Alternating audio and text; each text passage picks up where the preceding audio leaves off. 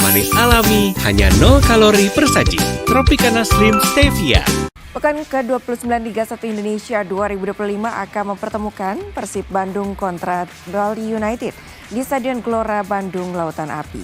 Maung Bandung optimistis mampu mengalahkan Laskar Tridatu untuk menjaga asa meraih back-to-back gelar Liga 1. Persib Bandung menggelar latihan terakhir di Stadion Gelora Bandung Lautan Api Kamis pagi. Di bawah arahan langsung sang pelatih kepala Boyan Hodak, Maung Bandung fokus dalam menghadapi Bali United. Boyan Hodak mengatakan melawan Bali United selalu menjadi pertandingan yang berat.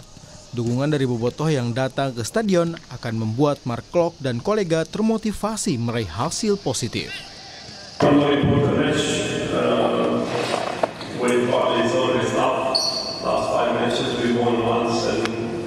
We draw 4 times versus them, so tomorrow also will be tough game. Maybe they're not in the best form according to results, but they have also good that they're playing well. They're supposed to be there, so we are there to follow this, and we will enter the game 100%. We will have full stadium behind us, so I hope this will be good performance and that will be a positive result in the end.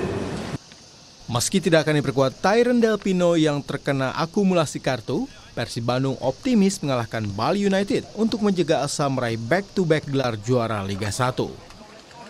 Ahmad Fadilah, Kompas TV, Bandung, Jawa Barat.